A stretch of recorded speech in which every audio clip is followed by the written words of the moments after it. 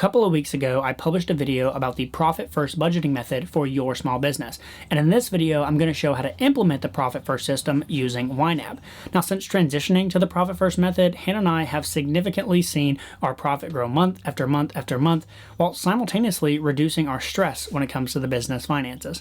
I'm a huge believer in the Profit First system, and I know that if you implement it in your business, you will see massive changes when it comes to your money. Now, be sure to stick around at the end because I am going to be showing you my checklist for every other week, every month, and every quarter to make sure that you are staying perfectly on track when it comes to your business budget.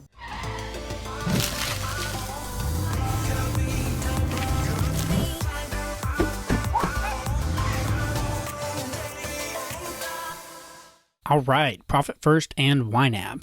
Now, before we jump into YNAB, we're going to jump over there in just a second. I need to throw out a couple of disclaimers and prereqs for this video. First off, you need to have a basic understanding of Profit First and a solid foundation in YNAB. If you have not yet, go over to my YouTube channel and make sure that you watch this video right here, this Profit First video. It's a basic overview of the system. And then also make sure you have a really solid foundation in YNAB because the way that we set up Profit First in YNAB, it's a little advanced, so you'll want to make sure you have a real solid foundation on how YNAB works. I have a whole series on YNAB, which you can find on my channel right up here near the top. This video, this main video, YNAB for Beginners, that's going to be the one you want to start with. Once you have those two things under your belt, the other two things I want to mention is that you need to recognize that this is a cash-based accounting system.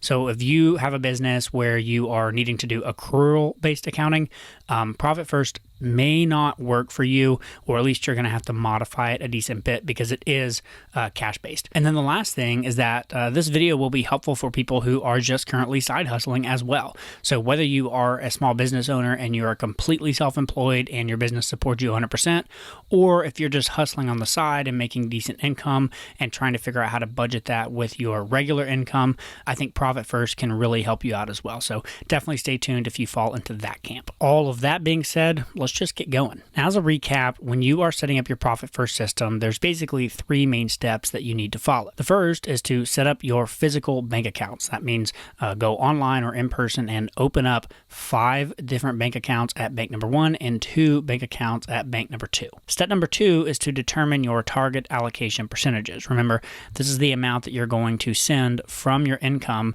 to all of your different accounts every time that you run your biweekly routine. Inside the book, there's this handy dandy chart that gives you kind of a TAPS recommendation or a place to start. You kind of figure out where your business is at in terms of top line revenue, and then you just kind of follow this column. For me and Hannah, our business is currently in this first column here, and we use roughly these percentages when we were starting out. Once you choose your TAP, the third step is to determine your CAP, which is your current allocation percentage, which basically means, hey, we know that TAP is a goal. This is where you would like to be, but realistically, you may not be able to immediately jump to 10% profit or paying yourself 55%. You might have to work a little bit to get there. And as an example, when you're all set up, you will have 7 different accounts: income, profit, taxes, owner's comp, OPEX, and then a savings account for profit and a savings account for taxes. And once you're set up like this, you are now ready to jump into YNAB. So let's go over here. Now, the first thing you're going to notice is that I have all of my accounts set up very similarly to how I had them set up here. The way you'll do that is click Add Account. Now, you can choose linked or unlinked, however you want to run your business. Next, we select the account type, and I pretty much just follow the YNAB recommendations for my business. So if it's a checking account, I choose checking. If it's a savings account, I choose savings, and I keep everything on budget. So if you're familiar with the difference between an on budget versus a tracking account in YNAB, for the purposes of Profit First, pretty much everything is on budget. In this case, I would choose checking. Next, I'm going to give it a name. For here, I'm just going to choose test because I'll show you the naming convention in just a second. And then, of course, the balance will say 0. All right, now once my account is added, I'm actually going to rename it according to a naming convention based on the Profit First system that we just showed you. So in this case, you'll see that my second account is 2 profit dash 5 dash tap 5. So the first number is my cap. This is my current allocation percentage. The second number is my goal. Now in this case, in this example, my cap and my tap are the same. Tax, so this is the exact same structure. So I include the number of the account, the name of the account, the cap, and the tap. Now I should say, when it comes to the numbering system, I number my accounts in the order that I plan to go through them in the bi-weekly routine. We do income, all the money comes in here. then we immediately make our transfer for profit. Then we do taxes, then we pay ourselves, and then finally, with what's left over, is what we run the business in the operational expenses account. You'll see here that I actually have an extra checking account, which wasn't on this example page, and is kind of part of what they call advanced profit first in the book. Basically, it's just adding more accounts down the road in order to further break things up in case you have different needs.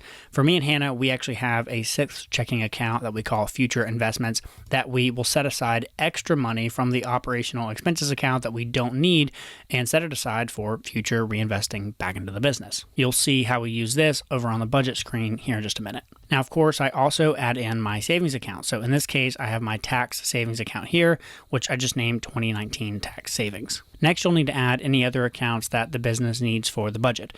In this case, almost all of the income that we do for Mapped Out Money comes in through PayPal first and then gets transferred into the income. So I add PayPal in here, mostly because I want to be able to track the fees that PayPal is taking out of all the income that comes in. You'll also notice that we have two business credit cards. We have an Amazon Chase, which has the due date, and then we also have the Capital One Quick Silver, which also has the due date in the name. So that's the account structure. It's pretty straightforward. Have your checking accounts, have your savings account, and then of course have your business credit cards and any other accounts that you need for the budget. The last thing I want to say about these different accounts is that if it isn't abundantly clear at this point, you should have your business accounts, your business budget, all of this 100% completely separate from your personal life. I don't care if you're self-employed and a sole proprietor and the IRS sees you as one and the same with your business, you need to have them separate. The main reason being you should be wearing two completely different hats. When you are inside your business YNAB, you need to be in CEO mode and making good, objective business decisions based on what's the best for the business, not what's best for you personally. And then when you're in the personal YNAB, you need to have your personal hat on and making good decisions for your personal life and your family. And those two really should not mix. At this point, we are done with our account screen. We've got them all set up and we're ready to jump to the budget screen and get that set up. Now, at first, this might seem really overwhelming because, well, we've got a lot of categories here, but I'm going to minimize them and then let's just work top to bottom and take it one category group at a time and explain it in depth so that you can make sure and get your YNAB set up in the exact same way and in a way that works for you. So of course, right up top, you're going to notice that we have our credit card payments category that YNAB has automatically created for us. This is pretty straightforward, and if you're used to using YNAB for your personal budget, you'll be very familiar with this. Now, this next group is income, and if you're used to using YNAB for your personal budget, you know that we actually don't budget our income because all income comes in as to be budgeted. And that's still the same way for your business, with one little exception. If you're using a payment processor like Stripe or PayPal or Square, they're going to take a cut of all of your sales. And my business is no different. I use PayPal, and that means that they take 2.9% plus 30 cents of every single transaction that comes in. That means that if I do a money coaching call with Bob the Builder and I charge him $150, I actually am only going to see $145.35 because PayPal is going to take $4.65. Now, if you're just getting started with YNAB and you really don't want to go in depth, whenever this transaction comes in, you don't necessarily need to split it out like I'm doing. You could just do the payee as whatever part of your business it is. Of course, it goes in as to be budgeted, and then you could just do the inflow of $145.35 and be done with it. I personally like to see the total amount of fees that I'm paying to PayPal and these processors over the course of a year. So the way I do it is I actually edit this. I'll do a split transaction, and then the total that I'm billing for is $150, and it goes right here into to be budgeted. And then I immediately do the outflow of $465, which is the fees, and I do it directly to the fees category, and then I hit save.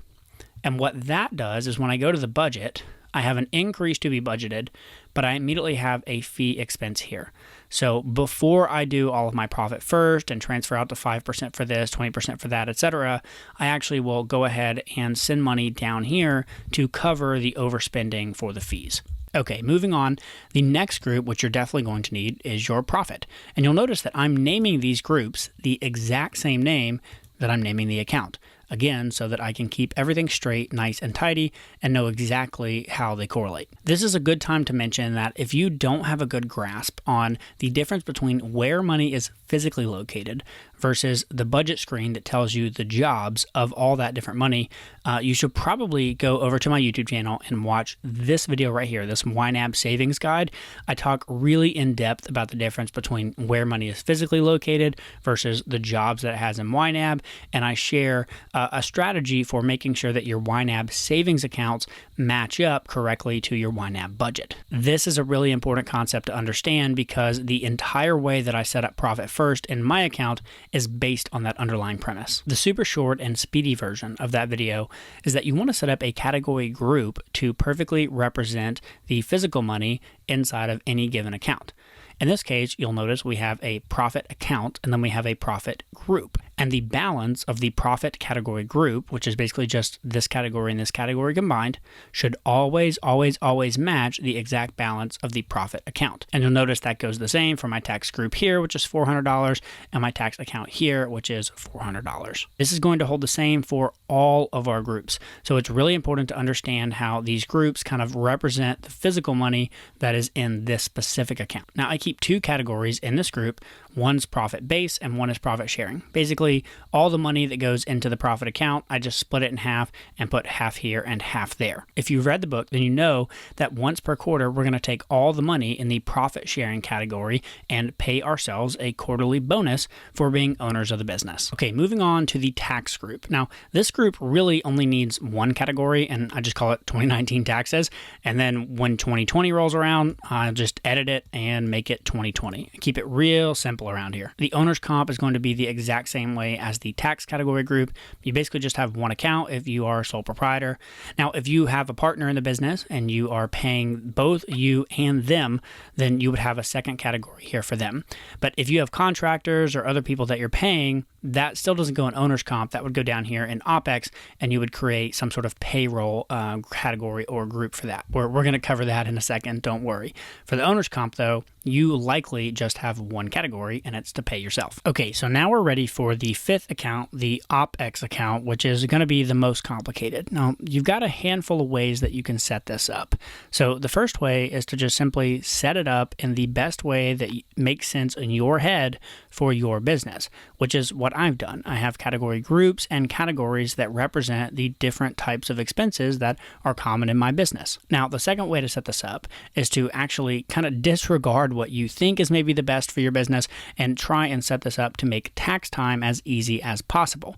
In this case, what I've seen a lot of people do that they really like is pulling up the Schedule C if you're in the States and basically just following the categories for deductible expenses in your business and having a category for advertising, car and truck expenses, commissions and fees, contract labor, and basically literally just following the Schedule C and categorizing all of your expenses throughout the year based on these categories.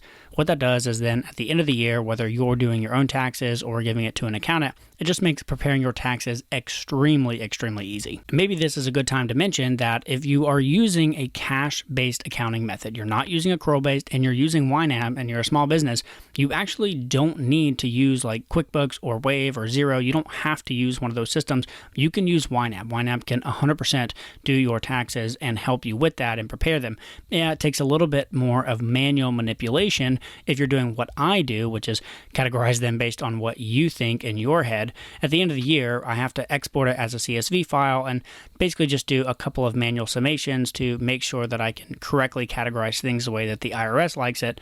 But that's not a big deal to me. I would rather do that once a year for the sake of the IRS rather than plan my entire business around the IRS. Now, the next thing I want to mention before I show you all of my specific categories is that you also have the option to not set up multiple groups and just simply roll with like we've been doing before and have one simple OPEX group in which all of your categories go in. If you were going to do that, then it would look something like this here, where you had one category group and everything is match to match. You have rent, insurance, payroll, education, computers and equipment, travel expenses, and then specific software tools. You would just throw all that into your OPEX group and run it exactly like you do the profit or the tax or the owner's comp, where this balance needs to always perfectly match this balance. Honestly, if you're still kind of new to the whole Profit First setup and you're new to YNAB, this is what I recommend doing. I highly recommend just start out with one OPEX group, put all of your operating expenses categories into that group, and then over time, if you would like to dilute a little more, have different groups so that your reports show up a little different and get a slightly more complex, then that's fine. You can always get more complex later, but I'm a big fan of going simple at first. That being said, let's look at how I've got my personal expenses set up. So you'll notice my first group is my OPEX and tools. We use a lot of different software tools to run the kind of business that we run, and so we have a whole group dedicated to them. You'll notice that if you've watched my personal YNAB video, I do a very similar setup, meaning if it's a fixed expense, I put the amount of that expense every single month and the due date of that expense into the name, and then I organize my categories based on due date. So we pay for Trello, which is $27 a month. We have G Suite. We have Libsyn to host our Alexa briefing. Another thing to pay attention to here is that we have goals set for all of these categories as well, just like we do on the personal side. So if I click in here, you'll notice that we have a monthly funding goal set up for $27.25. Now, just as a quick review, if you don't know how to set this up, I'll delete this one. All you have to do is click on the category, come over here to create a goal, choose monthly funding, type in the amount you want to budget for this category each and every month, and click OK. And then you have a monthly funding goal for $27.25. Same thing here. We have a goal for $5 a month. Kind of get the idea. Now, we also have categories that represent tools that are one-time expenses. In this case, Dropbox, which happens on September 19th every year. So what we have is a target category balance by date for September 2019, and so we have to basically hit a total of $99 by September 2019. And so in order to do that, YNAB telling us, hey, you need to budget another $24.75 this month in order to stay on track. Same thing with Grammarly. In order to hit our $140 goal by November, we need to budget this much. And ConvertKit, in order to hit our $441 goal by November, we need to budget this much. Now, as a side note, if you're wondering what the heck these blue colors are, and why I have an extra goal column, why I've got this little search bar up here, it is because I have the Google Chrome extension, the Toolkit for YNAB. So if you just open this up and type in Toolkit for YNAB, it is an awesome free tool that you can install. I'm going to be doing a video on this in the future that's going to go super in depth into all the settings that they have, the different features, and some of my favorite ones. But you'll notice a couple of my favorites are using the goal column and then actually turning the goal indicator blue. And that way, the only time I see yellow is truly when I have overspending on a credit card. All right, next group. For us, we have a services group, which is kind of honestly a catch-all. I could probably do a better name here, but has to do with some of the different services that we pay for. We have a mailbox, PO box that we have to do on a yearly basis. We have education for me and Hannah. Now, you'll notice we actually don't have goals for this category, and that's because once or twice a year, we will do just a big cash dump into this category, and then we basically have to live off that for the rest of the year. This is different courses and books that we will both buy to kind of further our skill sets in whatever it is that we're doing. All right, relationship building. So for us, we have a couple different types of things that we will spend money on for relationships. One is gifts. So we will send gifts to people in our network and peers for all kinds of random stuff. We don't do a ton necessarily, but just a little bit every month set aside for that. Dinners. So if we are eating out for with other business owners or for networking purposes, that's kind of where this goes, which is different than travel. You'll see that in a second. And then we also have gifts for our audience and customers. So we run giveaways on the site, or we'll randomly ship people books if I'm feeling generous that day and we've got money set aside for it. So we try to set money aside every single month to do little things like that along the way. Okay, we have a memberships. So we're involved in a couple of different memberships with different monthly and yearly expenses. The next group is travel, and we have two categories here. So the first one is kind of your general catch-all for travel. It's our airlines, our cars, our hotels, etc. whenever we are traveling for business. Now, the eating out one, we actually break it out separately because of the tax law that was passed in the U.S. last year. The amount that you can deduct when you're eating out or traveling for business has slightly changed, and it depends on if you're taking clients out to dinner or just eating out on your own while traveling for work. That's why we kind of break those out separately. This is for more when we're working with other people and going out to dinner that way. And And this is more we're in the airline and we just need to grab a quick bite in between flights. Okay, the next group that we have is equipment. And we just kind of put our big equipment here. So we have computer, and then other equipment. This would be like microphones, video equipment, things like that for us. Of course, if you watch any of my videos, you know that I'm a big fan of planning for the unexpected. So even in our business, we have an unexpected category. And again, for this example, I should have a monthly funding goal here. Not sure why I don't. So we'll put that at $50 for now.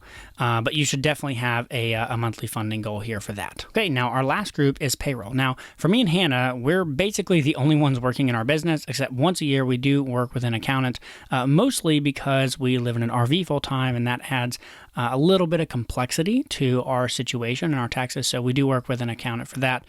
So once a year we'll have this, but for now it's, we don't have any other contractors. If we did, they would all go under here. So those are all of our OpEx categories. And again, it's important to note here that although this one group balance doesn't necessarily have to match this, if you added up the group balances of all the OpEx categories together, then it should match the balance in the OpEx account. Just like the balance of the owner's comp group matches the balance of the owner's comp account, all of these together represent the money that is sitting in this account. So all of these together should be added up when you're trying to check balances. I don't do that very often because I trust YNAB and I know that it's set up right and it's working. But when you're first getting set up, it's kind of a good gut check to make sure that you are accurately inputting things. Okay, so that is the initial setup for Profit First inside of YNAB. Now let's talk about actually utilizing the system and doing your routines when you're paying yourself, moving money around in the business, doing all your transfers. What does that actually look like? Of course, we will start with the daily routine, which again is pretty straightforward. Basically, all of your income in your business, this is an example of my business, just goes into the income account. And then you use the OpEx account as sort of a guide to decide which expenses you're going to make as a business owner. And inside YNAB, what's that look like? Well, all of my income actually first comes into PayPal because that's the payment processor we use. And I have my PayPal account set up to automatically sweep this account every single night. So if there's ever any money in here at any given time, every night, PayPal will automatically sweep the account, take it to zero, and transfer all the money into my income checking account for me. In this case, let's say that happens here. And of course, the payee is a transfer and it liquidates the entire account. I don't actually do anything with the money in the income account on a daily basis. I wait until the bi-weekly routine for me to actually do something with it. So in between those 2 weeks, this account just builds up. And that means the same for my to be budgeted. Unlike personal, which means when money comes into the account, I will immediately throw it down into my category. With the business side, I actually don't touch my to be budgeted until my bi-weekly routine as well, when I start making all the transfers from my different accounts. Now, of course, the most interesting thing about the daily routine is this piece, this OpEx piece, using YNAB instead of just the account balance to make my decisions. So in this case, when I'm going about my normal business tasks, if I'm trying to decide whether or not to make a purchase, to buy a new tool, take a business trip, invest in a conference, invest in, some sort of education product or piece of equipment, I look at my YNAB categories to try and make that decision. And either I have the money and decide, great, it's in the budget and I think it's a good buy for the business, let's do it. Or I don't have the money, and at that point, just like in our personal life, I have to make a decision of, do I want to take that money from another category in my OpEx account to be able to fund this business venture that I'm looking at? Or do I just need to decide, this actually isn't the best, wisest decision for the business right now because it's not in the budget. So that's the daily routine. Now let's jump over into the bi-weekly routine. Now again, in the book, Mike talks about doing this on the 1st and the 15th every single month. Hannah and I personally like to do it every other week. That works well for us, but you can do it on the 1st and the 15th if you would prefer. Now the key step here is that when you're utilizing YNAB, not only are you going to make all the transfers from the income account to all your accounts, you also are going to move money from to be budgeted down into your categories to represent you moving money from the income account to all of your different accounts. Yes, I know this sounds like an extra step, but honestly, these days it takes me like 30 minutes to run this whole routine. It's very, very quick because we've gotten down as a routine. At first, it will take you a little longer, but eventually it goes very fast. And the power that this gives me and the awareness that this gives me over the finances of my business is 100% worth the effort. To really help you solidify this, I'd like to just run a real life example. So we've got this income that's come in. Now let's go ahead and add another transaction, make this a little bit more so we can make this realistic. Let's just say that we got paid. So to be budgeted, of course, it would have some sort of payee, and we'll say the inflow is $1709.30, which gives us this nice balance in our income account of $2,000 to work with. So now what's the second step? Make the transfers from income to all the other accounts based on our caps. So let's just do it. This is literally how I do it. I actually will open up a brand new tab just like this and type in 2,000 and then the multiplication symbol, and then just type in my percentages. I don't get fancy. I don't even use a calculator on my desk. I just use Google, and it works really well. Then I can copy and paste. Now, of course, when I'm doing this, I actually would have my business account open up. I'm not going to open it up for the purposes of this video, but I would have my actual business account open up, and I would be on the transfers page, and I would be making these transfers in real life just as I'm going through it in YNAB. So the first one I would do here is to make a transfer from my income account to my profit account. In this case, that is 2,000 times 5%, which is $100. And of course, I would do that in my real life account. Then I would come over to YNAB, add the transaction, and make the transfer. Boom. All right, next one, 20% to tax. Come up here, change that to 2. Okay, $400. I would make the transfer in real life. Then I would come over to YNAB, 3, tax, boom. Owner's comp, 63%, $1,260. Make the transfer in real life, come over to YNAB, add transaction, 4, outflow, $1,260. The nice thing about the percentages, of course, is that I know what's left over just gets dumped into my OPEX account. So I would go over to my real life account, make the transfer, come back to YNAB, 5, 240, enter. All right, so I've made the transfer from income to all of my actual accounts. Now the next step is to actually go to the budget screen and reflect this. So I'm going to do the exact same thing, but I'm going to move the money from to be budgeted down into my categories so that they match. This means that $50 is going to go from here to the profit base, right? Because it's $100 total, and we have it split between the sharing and the base, so 50 there as well. Next, we have $400 to go to taxes, so 400 to taxes. Then we have $1,260 going to owner's comp, and $240 to split between our OPEX. Now, of course, because I have goals set for all these, I can just highlight these, come down here, and fund those goals. Looks like I can fund that goal as well, and I'll throw the last $1,892 here. All right, so we've made all of our transfers from the income out to the different accounts. We've also made our transfers from to be budgeted down into our categories and funded as far ahead as we can. What do we have next? Well, next we need to pay ourselves and then run payroll and check on any other bills and any other transfers that we have. So again, I would go to my real life account and I would make a transfer from my Capital One business account to my personal checking account, which for me is over at Ally Bank. Then I would come into YNAB and reflect that. So I would add a transaction. The payee here is myself. The category, of course, is the Nick True payment category, and I'm liquidating this account. The reason that we use this account as a pass-through, if you're not familiar with Profit First, is because we want to keep this account empty. And if we do a transfer directly from here to paying myself, it's going to take 2 or 3 business days to process. But when we go from here to here, it keeps the income account empty, which lets me know that I've done what I need to do. Speaking of pass-through accounts, we have one more transfer that we have yet to make, and that is from our tax account here to our tax savings account. So again, I would go do this in real life, tax to tax savings. Then I would come over here, add one more transaction, one more transfer, and go out to 2019 tax savings. Liquidate the account because, again, this is a pass-through account. Move it all to here.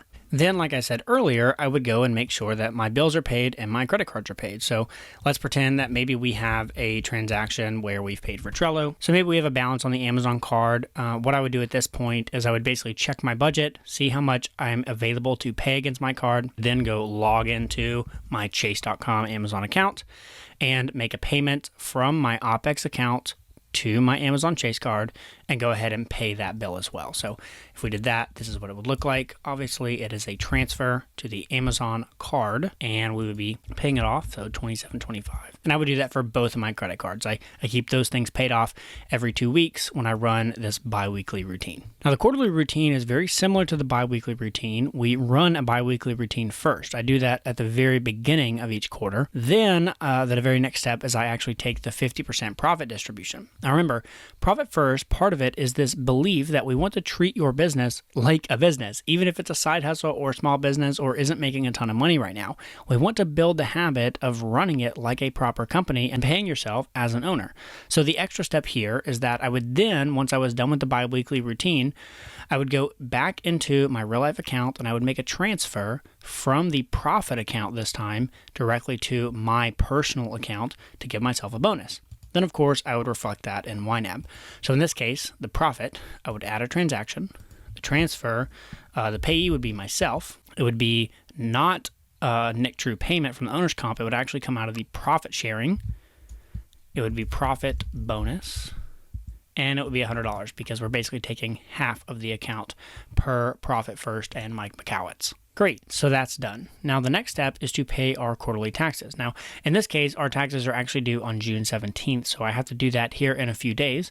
And the way I'm going to do that is the same way we've been talking about. First, go into my real life account, and this time I need to make a transfer from savings to checking, mostly because the IRS website does not personally allow me to link my savings accounts, but I can link my checking accounts. So in this particular case, I actually am going to come over here and make a transfer from my tax savings over to my OPEX account. I'm not going to do anything on the budget side because it's only going to take a couple of days to process. So I'm just going to leave it, and I want to keep these taxes, categorized correctly. Then I'm going to actually go to the IRS website, log in real life because I have an account set up with them, and pay my quarterly taxes of $800. So of course, that looks like this. Add a transaction, pay the IRS. The category is 2019 taxes, and I will do my estimated taxes of $800. All right, now what is the last step on the quarterly routine? Well, the last step is to simply review our caps and taps and make any changes. Now, if you just watched all of that, you might be thinking to yourself, holy cow, that is a ton of moving money around unnecessarily between accounts. You're moving money from here, you're moving money in real life, you're moving money around in the budget. This seems a little over the top just to try and manage some money. Seems a little ridiculous. And honestly, I get it. I totally understand that sentiment. But I want to say a quick note here about simplicity versus complexity when it comes to implementing this system. I have some really good friends of mine who run YNAB and Profit First in their business, and they actually do not use all the separate accounts. They have one maybe checking account and one savings account, and then they just manipulate everything within the budget. But all the money actually sits in the income, and they just use budget groups and budget categories to delineate between your profit and their tax and owner's comp and their OPEX accounts. They don't actually use all the physical accounts and do all the transfers like what I just showed you. If you have the discipline to live and die by the budget screen and seriously never move money from profit over to OPEX to try and run the business, or take more money out of OPEX to pay yourself because you're hurting in your personal life, if you've got the discipline to do that, then by all means, simplify, because it will save you a little time than doing all the transfers like what I just showed you. I know myself, and I know that I'm generally a very disciplined person, but for some reason, I really like having these physical accounts separated. And when I log into my real life account, which I don't do that often, but when I do, I like having them all separated so that when I get in there and see that profit account, it's like blind to me. I'm not even allowed to look at it. The only one I really get to look at is the OPEX, because that's the one that I get to use to make business decisions. So when you're first getting started, if my system sounds a little too cumbersome for you, maybe start with just one checking and one savings and then do it all here. But if you're not a disciplined person and you know that about yourself, then I highly recommend starting out with all the different accounts, making the transfers, and doing it the proper profit first way. There's really no downside to it as long as you're using a bank account that doesn't charge you for having multiple accounts like Capital One Spark doesn't, because you can always just open up a bunch of accounts, try it out, see how it goes, and then ultimately if you decide that you do have the discipline to stick with just this, then great, just transfer all the money into one savings and one checking and simplify, and then you'll be on your way. There's no harm, no foul. Okay, next I want to touch on one of the biggest problems that self-employed and small business owners face, and that is fluctuating income. Unfortunately, when you're a small business owner, your revenue can be sometimes all over the place. It can be really high one month and then really low the very next month, which makes for a really chaotic personal life. Since Profit First is based on a percentage system, you're able to always transfer the same percent to your owner's comp account, but that doesn't mean you always have to pay yourself the full amount in the owner's comp account. Here's where I'm going with this. Ideally, you want to treat yourself like an employee with a set, stable salary. So let's say that one month your business is doing really, really well, and you have an income of $10,000. And if you pay yourself 63% like I do, that means you're going to make a transfer from the income account to the owner's comp account for $6,300. Now, let's say, for argument's sake, that your normal salary is set at $5,000. That means that when you go to pay yourself, you're actually only going to make a payment for $5,000, even though you could liquidate the entire account and pay yourself $6,300. In this case, that leaves you at the end of the month with an extra $1,300 in the owner's comp account. And this is what you want. You want this account to actually build up over time by taking advantage of the months where you have a really high outstanding month in your business. Let's say, for example, that the very next month, you actually don't make $10,000 and instead you have a much lower month of $6,000. Now, ignore the fact that we didn't do the other transfers for this example. I just want to focus on the income and the owner's comp. So in this case, of course, we would do 6,000 times 63%, which is $3,780. Do our transfer from the income to the owner's comp for $3,780. Now all of a sudden you'll notice the balance of the owner's comp account is $5,080. Hey, look, that's enough to still pay ourselves our regular $5,000 salary, which is ultimately what we want to do. Because even if the business sees up and downs, we really need our personal life to be as stable as possible. That's what helps us stay on budget, not go into debt, and hit our long-term personal savings goals. Now, of course, when you first get started with YNAB and Profit First, you might be using all the money in the owner's comp account to pay yourself because that's what you need to get by. And honestly, that's okay starting out. But just know that the long-term goal should be to set yourself up on a regular monthly salary, just as if you were an employee of this business, that you can consistently pay yourself month after month after month, regardless of how much the business revenue fluctuates. All right, so that's how you can set up a Profit First budget using YNAB. Now, please feel free to ask any questions you have down in the comments below. I will answer every single one of them. Also, go ahead and visit map.money.com/profit-checklist to download my biweekly, monthly, and quarterly checklist routines to make sure that you're staying on track. As always, subscribe to this channel if you're serious about getting ahead with your money. And just remember, I can teach you how to budget, but I can't make you do it. The choice is yours. I'll see y'all next time.